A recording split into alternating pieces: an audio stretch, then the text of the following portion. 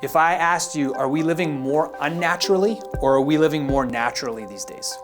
I'm gonna guess that unequivocally, and I've never had anybody disagree with me, you chose that we are living more unnaturally, and you would be correct in more ways than one, but especially from a physical standpoint.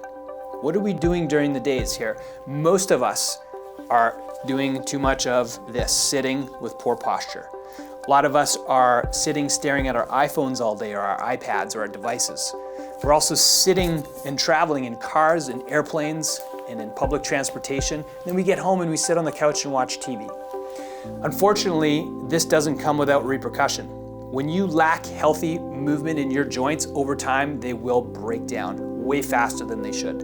We are designed to last, some experts say, over 100 years. And a lot of our joints, they deteriorate over time because of lack of movement. Now, does chiropractic help with this movement deficiency problem? Yes.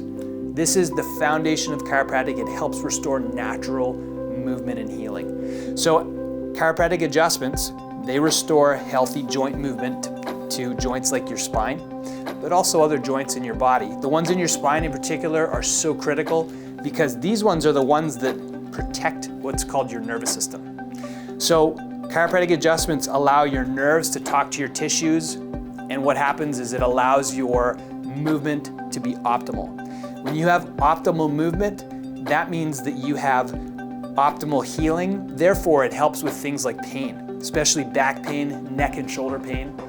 And lastly, it enables the body to heal itself properly.